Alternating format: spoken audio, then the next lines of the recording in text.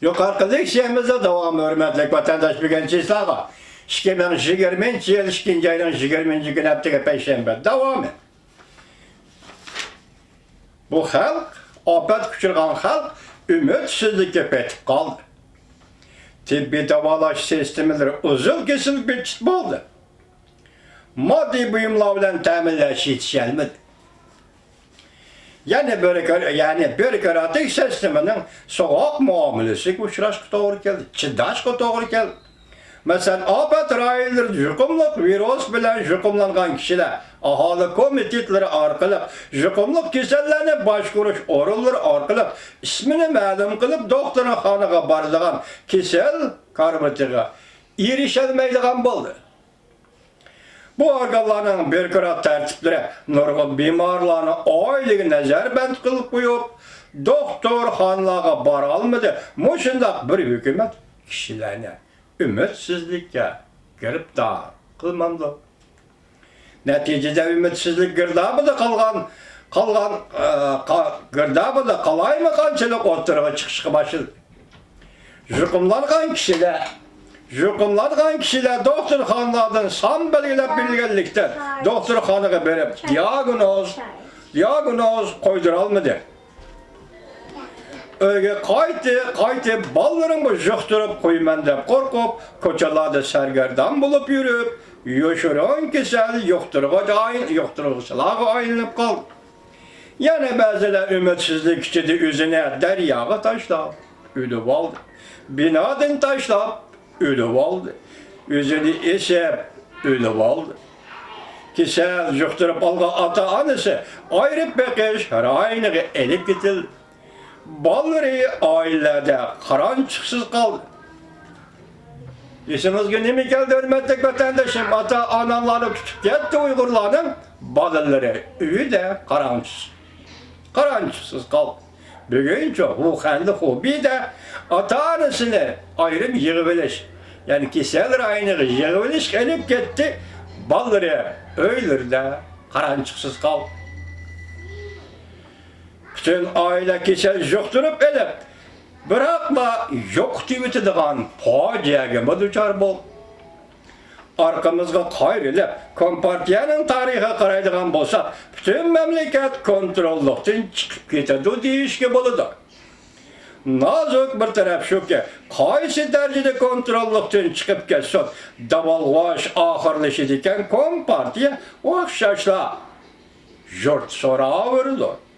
Şunlaşqa bizden çıkardıgan xulasımız şu ki, patparaqçılık içinde ümitsizlikle bo'ladigan bo'lsa, bu tehe yetişmeydi. Ümitsizlik içinde yavuzlıkla quturtuş bu hatalık üstüge hatalık ötközgenlik bo'ladi. Ümitsizlenge de tuyuqsiz oygunuş bu bizden mağılagan ve birden bir mağılagan dağdam yolda. Mesela bu qatımki virüs vakasida Cumhuriyet Kompartiyasi xalqning bu derecede oylanishini hech qachon kutib baqqan emas, o'ylab baqqan emas. Wuhanlik yigit Hongbin hayotini xavf-xatarga uchrashga qaramay, Wuhanda jasad ko'ydirish uyiga berib va doktorxonalarga berib, amaliy ahvolni suratga tortib, tor batlarga qo'yib berdi. O Wuhan'da 5. doktorxonada 5 minutda 8 jasadning doktorxonadan chiqqanligini suratga tortib, filmga elib, Kompartiyaning haqiqatni yo'shirgan kun pardasini yirtib tashladi.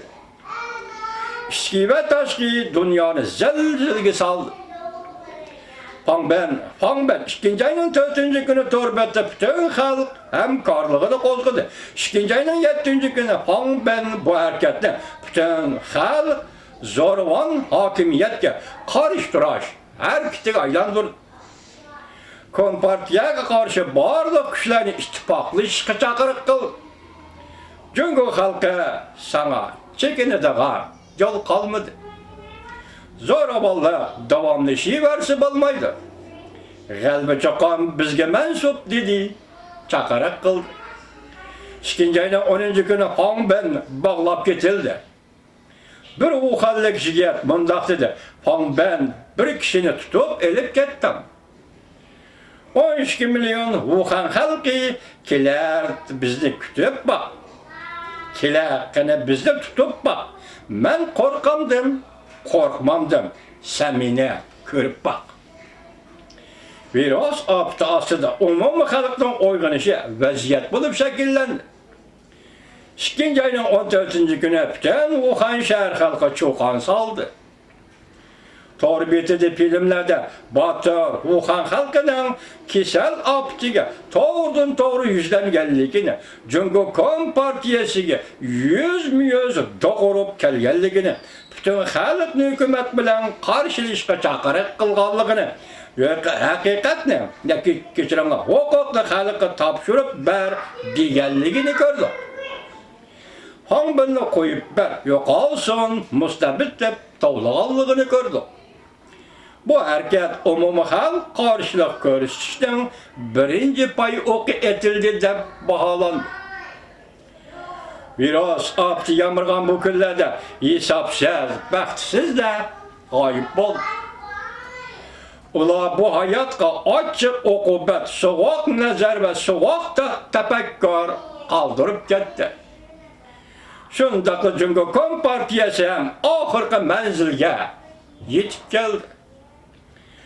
Başta etkinimizde Cumhur Kompartiyası yerli hakimiyetle bölünebiliştek, müstakil bulabiliştek, pat parakçılık içinde yemirilişke başladı. Fakat Kompartiya parçalanganda da bu parçalanış unumluk doğru bulalaydı. Partiyanın parçalanışı iddia ve onun 10 formüllerini tanıp yetiş. Parti bilik bu partiye medeniyetini tanıp yetiş. Siyasi medeniyetini tanıp yetiş. Arkalıkla andan bu partiyenin üzül kişil yemirildi değişki buludu. Bunda tanıp yetiş virüsün korşağıda kalgan Wuhan şehrinden başlandı. Bunda tanıp yetiş del Cumhur halkının oyganyışı bilen başlandı.